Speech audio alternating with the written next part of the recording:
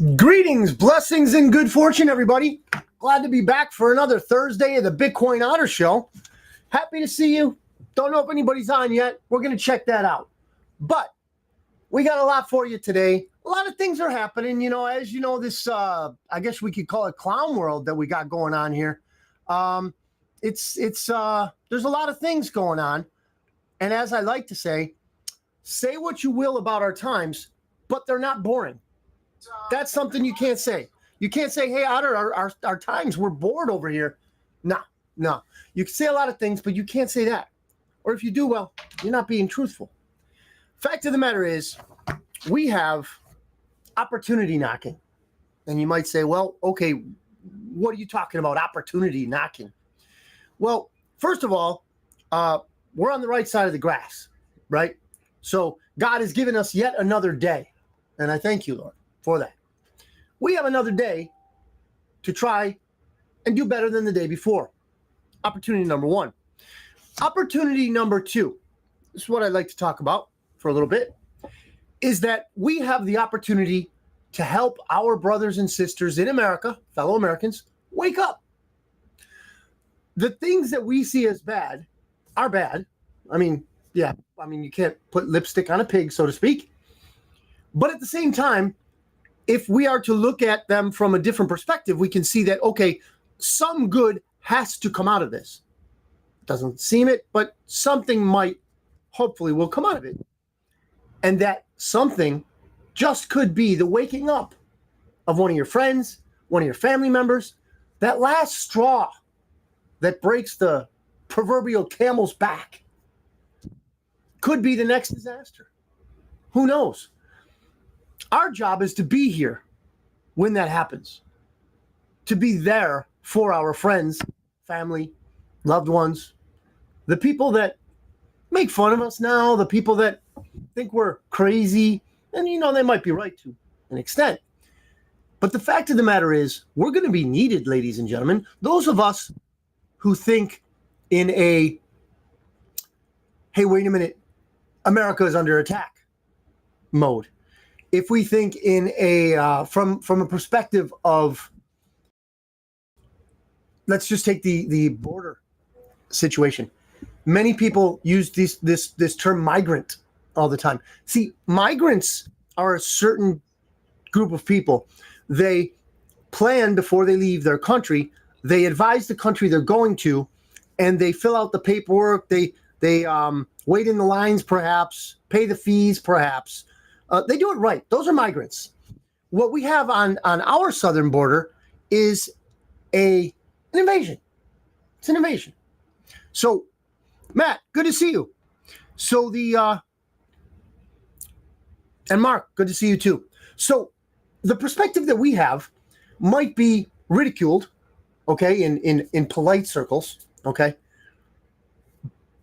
But I can almost guarantee, I bet you a Whataburger number 5, that by the end of this year, there will be a great deal of people that come up to you and ask you why you believe what you believe, but not in a confrontational tone the way we have now. People yelling at us, screaming at us, oh, we're idiots, we're this, we're that, okay? I bet you, Whataburger number 5, that by probably summer, there's going to be people like opening their eyes and wondering what happened. I was on this train. I thought it was good. The news told me it was good. The news said we're going good places. The news said our economy was fine. And then the train went over the bridge. The bridge collapsed because our economy's bad and nobody invests in infrastructure anymore. The bolts rusted out. And there I was at the bottom of the gorge. Now, this is figurative, of course. But the fact of the matter is, I anticipate those of us who see the trouble coming, are going to be needed to wake up our brothers and sisters. That's a hunch that I have. And again, I'd be willing to bet a Whataburger number 5. In case you're not from around here, a Whataburger number 5 includes cheese and bacon. Oh, it's good. I love it. Anyway, we've got a little bit of stuff, okay, to bring you up to Raul. Good to see you. Tim. All right. We got Tim on and John. Glad to see you all. Okay. So I'm going to go into a quick update on some of these statistics that I believe give us a sense of where our economy's at. So gold, prior to the show, $2,039 an ounce. Okay, it's high. We all know that. But it's still within a range, meaning, in my opinion, it's still suppressed. Okay, because gold should be way higher than this. Same with silver, $22.98 an ounce. To me, it's crazy, especially silver, because not only is it a precious metal, but it's an industrial metal. There are many uses for silver, and they're being exploited as we speak. So silver should be much higher than $22.98. Now, here's one, my favorite, Bitcoin. Prior to the show, $46,300. $46,300 Federal Reserve notes will get you one Bitcoin. Now, a few months ago, it was only 16,000. In total, I believe 2023 proved to be a gain of 130% for Bitcoin. That's pretty good. Jared, good to see you. Jason, glad you guys could make it. So 130%, you say. I say. You're saying on your side. You say. But I say 130%. And we haven't even run into what's called the halvening. Jared, you know all about that. The halvening is where the actual minting of, the issuance of Bitcoin gets cut in half. Happens every 4 years because it's in the deflationary program of Bitcoin. So they're estimating in April, Jared, stop. He's asking me if the earth is really flat. Well, I haven't walked it entirely, so I can't say. Tim says, jump in. Oh, what do you think about jumping in or wait for the next drop? There's two schools of thought on that, Tim, and I assume you're talking about Bitcoin. Two schools of thought. One is the dollar cost average, meaning no matter what, you're going to, it's kind of like your 401k. You're going to put into it regardless, $100, $200 a check, whatever. There's that school of thought, which is a dollar cost averaging, but it's also more of a methodical, put it on automatic, forget about it kind of investment. Then there's the buy the dip strategy, which I think is good. I try to do that, but I don't always have the money to throw into, $100, $200 or whatever into Bitcoin every, check or month or whatever when the dip hits. I'm going to get into it in a minute about why the next dip might be delayed a little bit, and I'll get into that in a minute. Now, the average mortgage rates here. Hopefully, you're not in the position right now, ladies and gents, to be forced into buying a new home, because these interest rates are still not optimal, still not even good. Sue, good to see you. Brian, glad you could make it. Matt says 100% on the flat Earth there. I don't know. I mean, I haven't been to the edge. They say that there's an ice wall at the edge. I don't know. That's what they say. They say. I don't know. So, average mortgage rates for a 30-year rate, you're looking at 7.06 around the country. 15-year rate, you're looking at 6.42. So, like I say, hopefully you don't have to buy a home or a rental property or anything like that just yet. Hopefully it will come down, and there are some that believe it will come down drastically. Perhaps not the interest rate so much, but the prices, which would be great. Well, not for those of us who are looking to sell, but those who are looking to buy would greatly appreciate that. So here's that news that I want to tell you about Bitcoin. So, Joe, good to see you. Go Bills. I don't know if you've been following this, but there's a thing that passed. I think it was today. Might have been today. That the regulators of our financial economy, they approved Bitcoin ETFs. So what are Bitcoin ETFs? It's like an index where you can bet on Bitcoin's value going up or down, but you don't actually invest in Bitcoin. Okay, kind of like a commodity exchange where you're betting on the price of corn, cocoa, coffee, whatever, but you don't actually take the delivery of the cocoa, corn, or coffee. Similar thing. So Matt says, they also said the Titanic was sunk by an iceberg, but we know it was the cabal. Absolutely right it was. Noe, good to see you. Yeah, that's a great story, everybody. We'll get into that one of these days. Maybe I should do a whole show on those kind of things because a lot of people don't understand that it wasn't actually the Titanic either that went down. It was its sister ship, the Olympia. Check it out. Don't believe me. Okay, so Bitcoin, this is from CoinDesk. Bitcoin ETFs win SEC approval, bringing easier access to biggest cryptocurrency. CoinDesk, again. U.S. regulators approved Bitcoin ETFs, dramatically broadening access to the 15-year-old cryptocurrency. The Securities and Exchange Commission, SEC, on Wednesday declared, wow, this is yesterday, declared effective key filings from the markets seeking to list the groundbreaking products. They'll begin trading on Thursday, today. Bitcoin's price topped 47,500 following the decision. Other cryptos rallied too. Ladies and gents, as you know if you've watched before, Kathy, good to see you. Tim says, I said the same thing. The Titanic caught fire the day before it launched. Is that what it was? Okay, so I thought it was a switcheroo because the Titanic was, no, the Olympia got bumped or something, but we'll get into that one of these days. Anyway,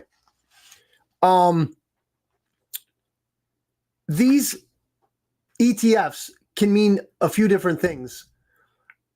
Positively, they will mean more attention on Bitcoin. Negatively, that with this ETF, the usual suspects, the cabal, as you say, Matt, will try to manipulate the price of Bitcoin. Going to be much, much different, though, than gold and silver that they're currently manipulating. Why? Because for whatever crazy reason, and this is changing, China's changing it, but for whatever crazy reason, the world has allowed the United States to set the price for gold and silver. Sounds crazy, right? This is why people don't like us, okay? They think we are like the bankers, the central bankers, the Western central bankers, not your average guy in the corner, not the guy who works at Lone Star National Bank, not those guys. The ones I'm talking about are the ones who own the Federal Reserve.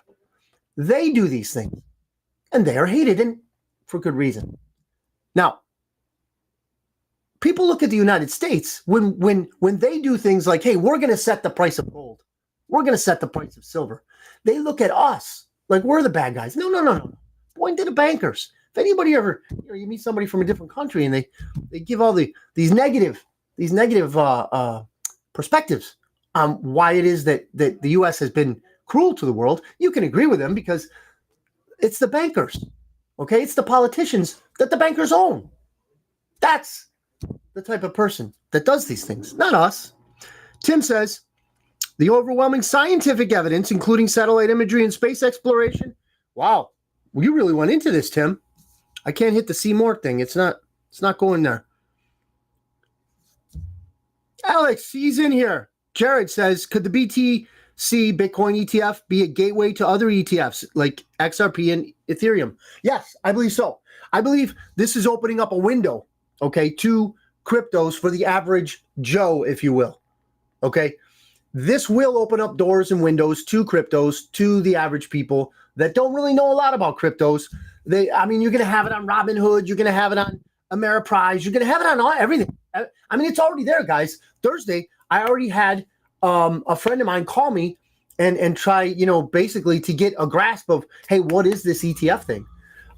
So it's happening. You can do it, I think, even as of right now. Okay, after the show, right? We're going to watch the show. But after, you can say, okay, let me see what I can do here. Throw $100 at a Bitcoin ETF. You can do that. But, ladies, gentlemen, please remember, you will hold no Bitcoin. You will hold Federal Reserve notes. In fact, you won't even hold them. Whatever platform you're using has those Federal Reserve notes in digitized format. So if that platform goes under, what do you think is going to happen to your digitized Federal Reserve notes? See, people are very quick to note this about Bitcoin, but not so quick to say such things about the Federal Reserve note. Okay? People say, oh, Bitcoin, man, people use that for child trafficking. Well, dude, you can't get a $100 bill that's been circulated without cocaine on it.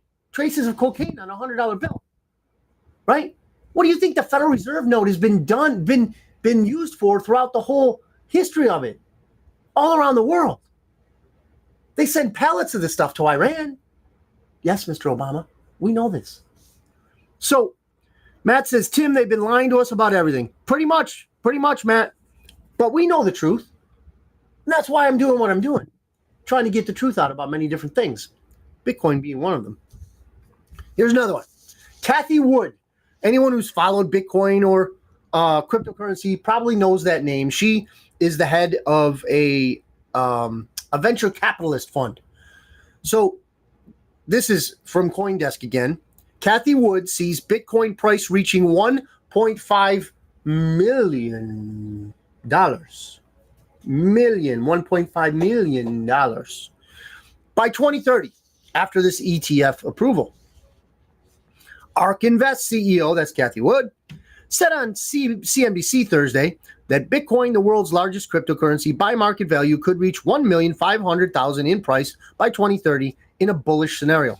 Now, if you're familiar in any way, shape, or form with cryptos, you know that there are people out there that say these kind of things all the time.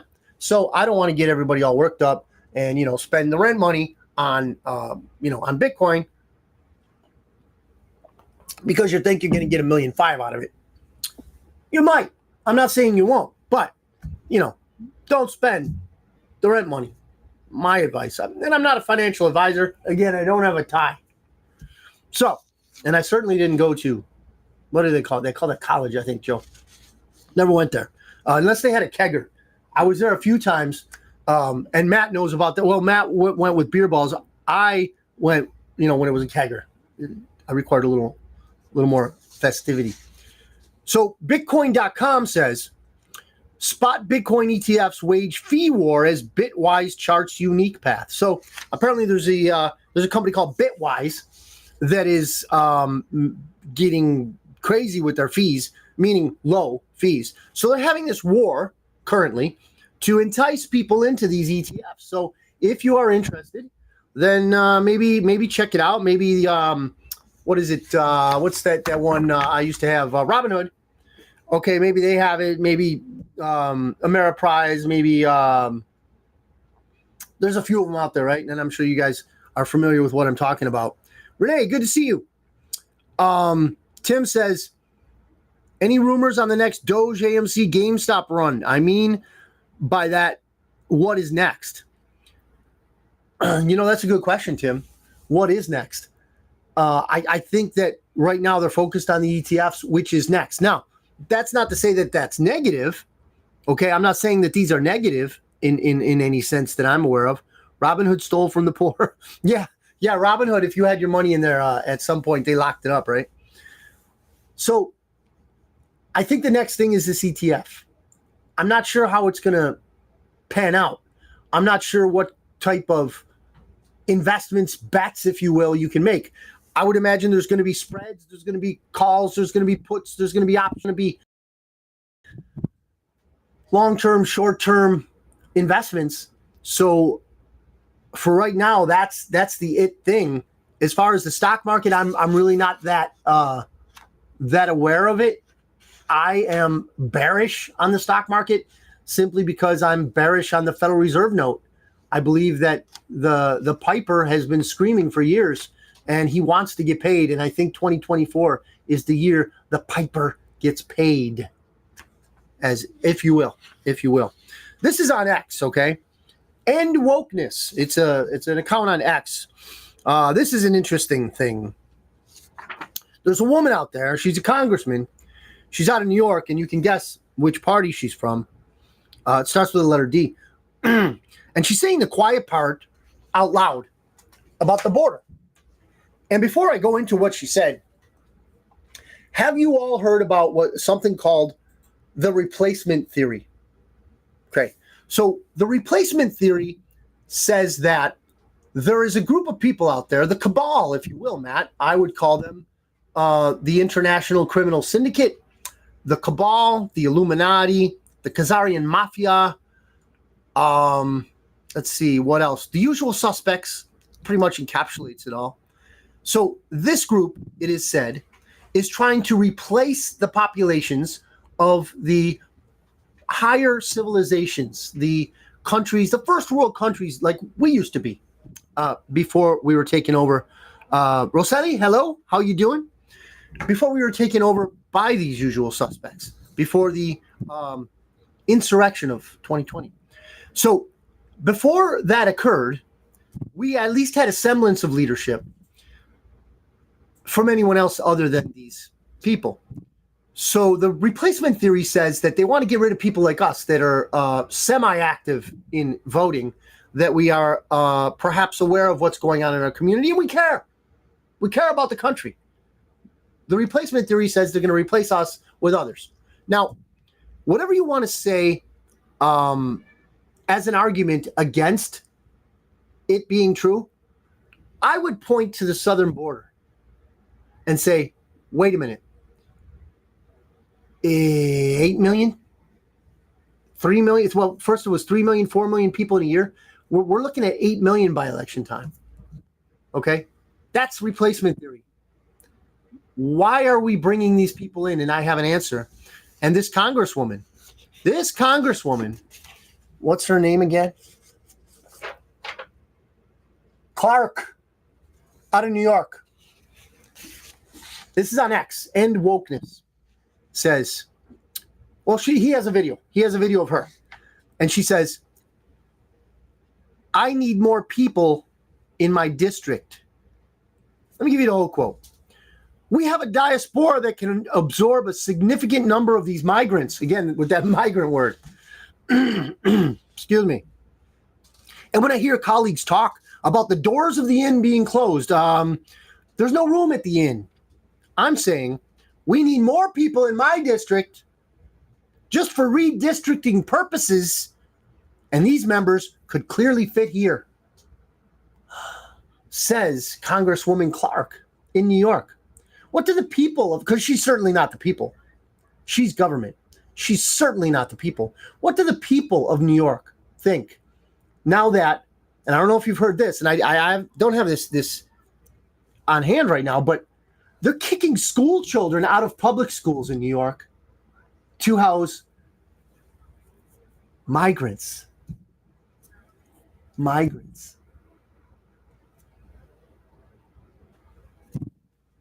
Ladies and gentlemen, school kids, American school kids, okay? And here's what's amazing. Since it's New York, and they are very diverse, I will bet you there's some school kids that are considered minorities that are getting kicked out. I will bet you that there's school kids that are disabled that are getting kicked out. I don't know this to be a fact. But if they're kicking American school kids out of school to house migrants, okay, how can you not think that they're trying to replace us? That's just me. That's just me. This is from Zero Hedge. Fanny Gate widens. Oh, everybody knows Fannie Willis, right? Oh, yeah. Tenoris to... Yeah. Atlanta Trump prosecutors allege DA Lover. That was me. It says lover, but I like lover. A love.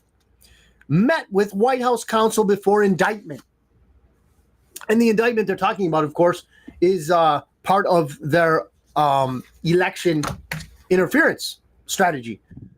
Indict Donald Trump as many times as we can, and maybe something will stick. We know he's the cleanest government employee in the United States of America because he's gone through so many special counsels, so many investigations.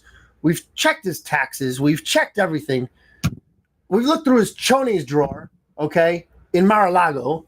The guy's clean as a whistle. We just got to keep indicting until something happens. That's their strategy. So Fulton County District Attorney Fannie Willis hired her secret lover to serve as special prosecutor in the Georgia racketeering case against Donald Trump and 18 other defendants. According to a Monday filing on behalf of Mike Roman, a defendant who led Election Day operations for the 2020 Trump campaign. The district attorney and the special prosecutor have been engaged in an improper, clandestine personal relationship during the pendency of this case, he says. So, to cut it short, to get to the chase, they've been doing things. They've been bumping uglies. Okay? This prosecutor has never prosecuted a felony case, and he's going after the president of the United States. Why would she hire him? Good question. I'm glad you asked. She hired him so that the taxpayer money in Fulton County, I don't know if it has a number here. He's raked in at least $653,000, upwards to $1 million for handling this case. Wade is his name. Nathan Wade, the lover of Fannie Willis. How do we know they're lovers? Because they went on a stinking cruise together with taxpayer money. Okay? Mike, good to see you. Gabe, how you doing? Tim, thanks for the link. High school students forced into remote learning. Yeah, Fox News. Okay, good. Thank you. I appreciate that. Man, you did that quick. Tim is younger than most of us. Jared, he's never even tried a felony case before. Yeah. Tim says, sounds like a VP whose first job was the vice president. Yeah, that could be. No, I think our current VP's first job was with, was it Arsenio Hall? No. Who was the guy? Do you remember that, Joe? She was hanging around with one of those 80s talk show hosts. Can't remember. If anybody remembers, throw it up there. Kamala was like arm candy for, I can't remember the guy's name, but he was an 80s talk show host. Anyway, this Nathan Wade, okay, a private attorney in the midst of a divorce. Oh, here's another thing. So the guy served his wife, who is still his wife, so she's going to get part of this. Good on her. Good for her. So served his wife with divorce papers the day before he signed the contract with Fannie. Gotta love that name. Montel Williams. Sorry. Montel Williams. Thank you, Joe. Yes, so Kamala was arm candy for Montel Williams. The main squeeze, I don't know. But she was arm candy. Yeah. For Montel Williams. Thanks, Joe. I love having this help here. So Nathan Wade takes the money. Well, first he divorces. He tries to divorce his wife, giving her a certificate of divorce. She hasn't signed it. I would imagine she wouldn't sign it right away. Gives her a certificate of divorce. Next day, cha-ching, it's payday. He gets paid by the taxpayers of Fulton County because Fannie is being paid by the usual suspects to go after Donald Trump. So she hires him. I don't know if they were lovers before that or not, but I would imagine that on the cruise ship that they went on and the tropical islands they went on, okay, they were lovers. A love. I would imagine. A lot of loving going on there. So, much to the chagrin of the Georgia taxpayer, the Fulton County, Georgia taxpayer. Oh, that would frost me, man. I don't know. So, that's an interesting one. Oh, here's okay. So that pile of taxpayer money benefits Willis as they've traveled together to Florida, the Caribbean, and Napa Valley, California. Yeah. Mm-hmm. What was that wine festival from Step Brothers? The Catalina. Yeah, the Catalina Wine Festival. Yeah, they probably visited there too. Oh man. Here's some good news. I got some good news here, guys. Let me get a cup of Java here. Gotta love that. So on Thursday, this is in Germany. Those freaks. Remember, one of the reasons why I call it the International Criminal Syndicate is because it's international. They're everywhere, except for, well, China has their own criminal syndicate, and they might even, be there. Russia's another story, but they're in Germany, and they want to cut the tax breaks. They want to cut off the tax breaks for the German farmers. Ladies and gents, these people are sick, okay? The people that want to rule this world, they don't eat off of the same food that we eat, right? Catalina wine mixer. Thanks, Tim. So Tim says that was a theoretical comment, not naming anyone. Okay. Fair enough.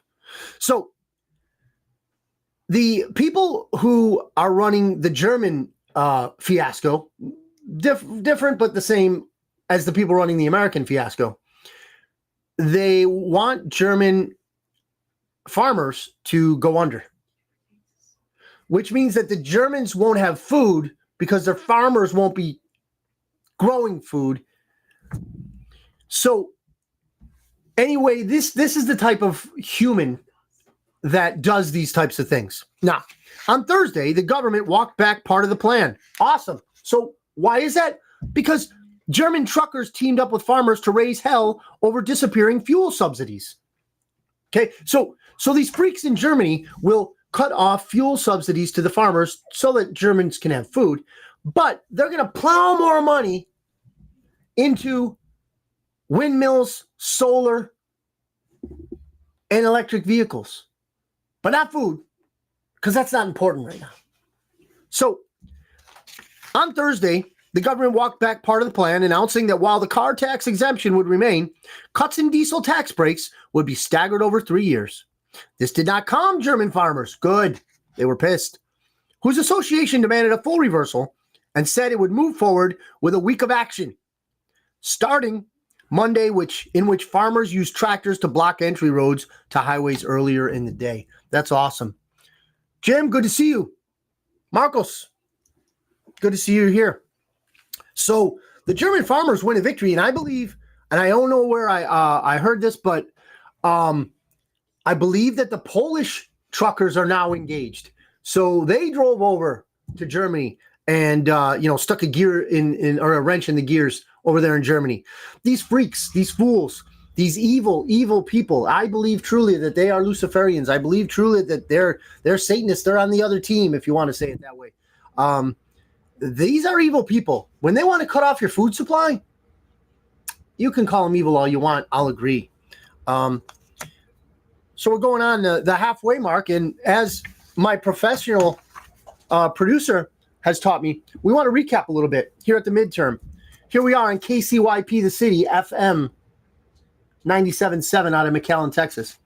We're here in the McAllen Creative Incubator, right? So we're going out on 97.7, the city, YouTube, Facebook, and we're going off the Bitcoin Otter YouTube channel and Christopher Ott's Facebook channel.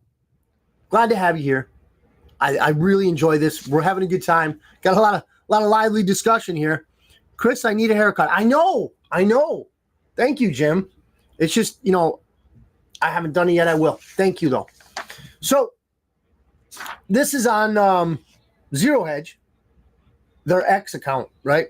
Full-time workers plunge 1.5 million in 1 month to lowest since February 23. Ladies and gents, we're hearing all these job numbers from the usual suspects, the liars. Okay, the ones that get paid to stand in front of us and just lie. Jobs numbers are great. Jobs are doing great. Well, there's two parts to that. One, they're lying. Two, it only takes a quarter, which is the 3-month period after those jobs numbers comes out, for them to revise them. Sometimes even less, like a month. We got to revise those numbers because they lied. You're not going to get the true numbers when they speak to you, okay? Karine, whatever her name is, she's never going to tell us the truth. We know this. So with these job numbers, the full-time jobs have dropped. Let me see that number again. So the full-time workers plunge 1.5 million in 1 month. We lost 1.5 million full-time jobs in this country in 1 month.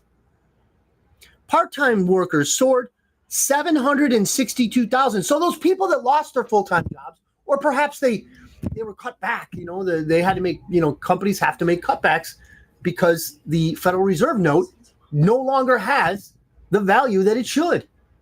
Okay, why? Because it's a private company. It's a private entity. They are not the Treasury of the United States. Constitutionally, we are obligated as a country to issue currency through the Treasury, ladies and gentlemen, not a private organization like the Federal Reserve, which is not federal. This is something very simple, but you'll never be taught this in school. So, and here's another staggering, I don't use cuss words, but I just almost did. Multiple job holders. This is the United States we're talking about. We're not talking about India, Pakistan, nothing like that. Multiple job holders hit an all-time high of 8.565 million. Here in the United States, there are 8.5 million people that have multiple jobs. Why? Because you can't get, I just read, 1.5 million full-time jobs were lost. Let me say it this way. They weren't lost, they were destroyed. Purposely destroyed. In 1 month. Purposely destroyed. See, the plan of the bad guys is going swimmingly. And it's not for your good. Not for my good. Matt says Massachusetts wants to house migrants in people's homes. I wouldn't doubt it. I wouldn't doubt it. Oblige them. Although, I think there's probably a few Southies that would argue that. I don't know if you've ever met a Southie from Boston, but they're interesting folk. And they would not cotton to having migrants in their home. Iran hijacks oil tanker in Gulf of Oman. Okay. All right. Here it comes, everybody. This is it. Pretty soon they're going to shut that whole canal down. If it's a canal, it's a Gulf, whatever. It's a cut through from Asia to the West that's going to get shut down. And now we're talking oil tankers. So can you say hello, high gas prices again? I can. I can see it. So this is again from Zero Hedge. Iranian naval forces acting under court order. That's interesting. Seized Marshall Islands flag tanker St. Nicholas. Bloomberg reports, citing Iran's semi-official Tasnim agency reports. So I guess some people are reporting on what other people report. And the report says it's a U.S. oil tanker. Wow. Just wow. Learned that one from my kids. Just wow, Dad. Just wow. Mikey, good to see you. I was just telling about an oil tanker, Mikey. Got hijacked in the Gulf of Oman, so that'll be seen at a gas pump near you. The Gateway Pundit. President Trump on Thursday morning appeared in court for closing arguments in Letitia James. Oh, there's another one, just like Fannie Willis. Civil fraud case. Okay, let me explain to you in a nutshell what this civil fraud case is about. Donald Trump received loans from banks, paid them off. The banks made money, won on the transaction. Donald Trump won on the transaction because he got his business done. And New York wants to sue him for being a good businessman. That in a nutshell, okay, little walnut maybe, I don't know. That in a nutshell is the case that they have in New York. It's just crazy, ladies and gents. Nobody but the usual suspects are claiming this was ever a crime. This is business. So she's now seeking $370 million in damages when there is no victim in this fraud case, and she is also seeking to ban Trump and his sons. See, this is how they treat the sons of their enemies. What about the son, and we'll get into this in a little bit, of the current resident of the White House? He did a little something today. So they want $370 million damages. So they want to ban him and his sons from operating any businesses in New York. She accused Trump of inflating his assets and defrauding lenders, and insurance companies. No, this is after they already got paid back with interest. Anyway, this is what Donald Trump says. I guess he wasn't supposed to, the Engeron algorithm, whatever his name is, this creature in the court there, he said that Jim says, what do you expect? New York sticks it to you coming, going, and everywhere in between. Yes, they do, Jim. Stick it to you everywhere in between. Mingo, good to see you. So this Donald Trump, he wasn't supposed to apparently speak, but he did. He did at the court there. Well, I think, Your Honor, this is Trump. I don't do a good Trump impression, or I'd show you that, but I don't. That this case goes outside the facts. The financial statements were perfect. The banks got back their money and are happy as can be, says Trump. When you say don't go outside of these things, we have a situation where I'm an innocent man, says Trump.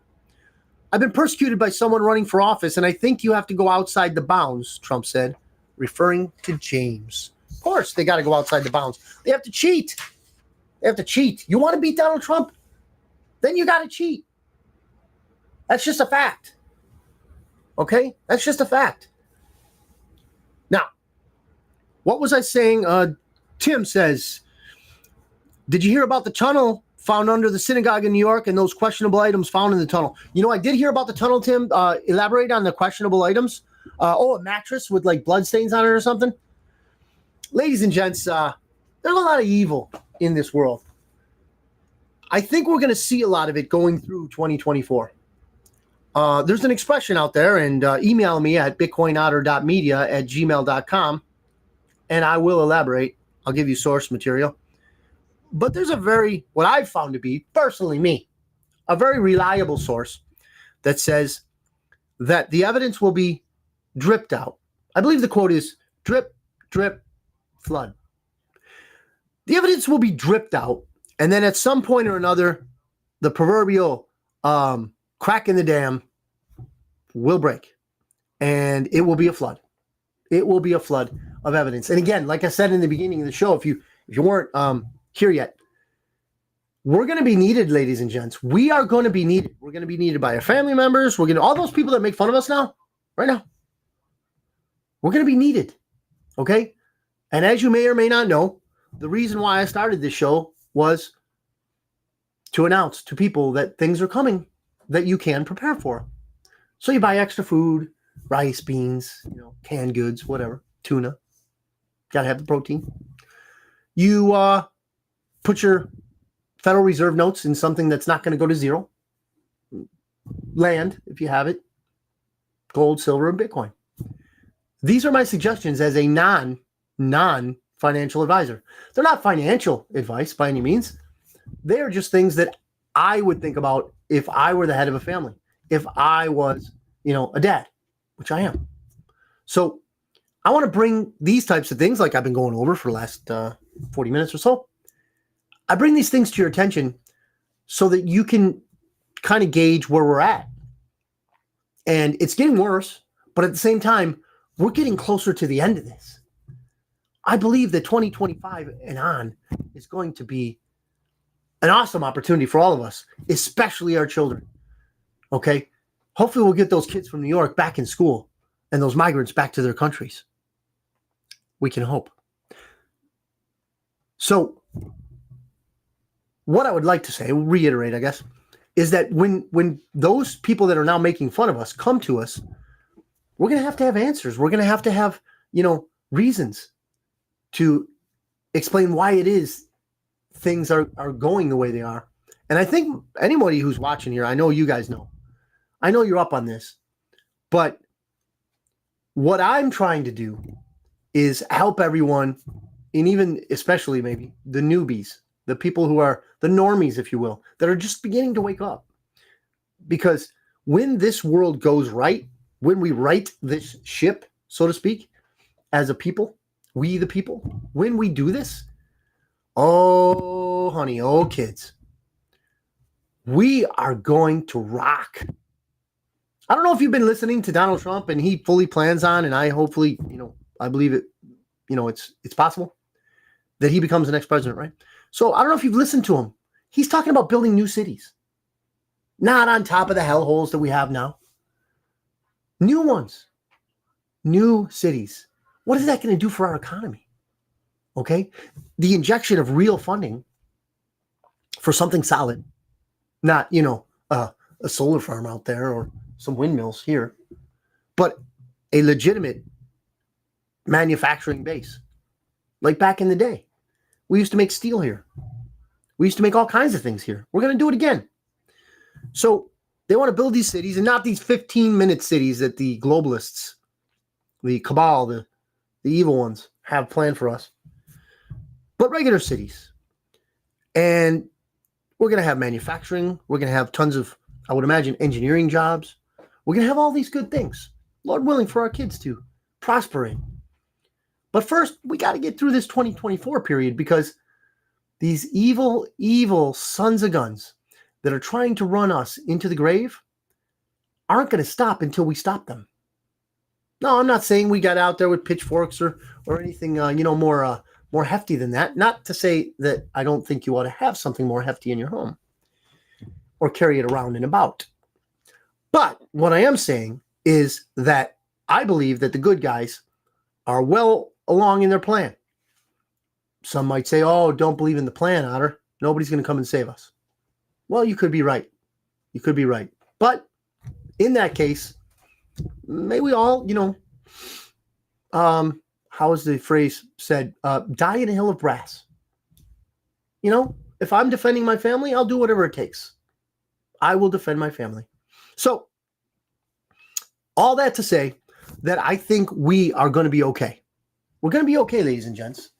It's just going to be a matter of time. We're already, 11 days into, 12 days into, something like that. Was it the 11th, 12th today?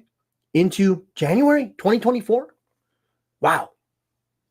So be advised, it's going to be a crazy year, but we're going to go through it together. We're going to get there. Okay? If there's no more comments, no more questions, I'm going to sign off a little bit early. But I believe that at the root of all this is a spiritual war. And God doesn't lose. We as Americans can lose if we forget where we come from, if we forget who we are. But we won't do that. We will not do that. I will not do that. And I know you won't either. Thank you for tuning in. Find me. You want to learn more about what I'm talking about? bitcoinotter.media@gmail.com. We're working on some things. You guys are going to recognize, hopefully, a guest that I'm going to have on in a couple weeks. And we're gonna bring some good information to you. We're gonna partner with some people and come online with some people out of a different type of service than what we're used to, and it's gonna be interesting, and it's gonna be good. You're gonna enjoy it. I don't mean to be too cryptic, but it's not all cemented, scheduled and everything yet. So, just want to let you know that I love doing what I do here. I love you all. I really appreciate the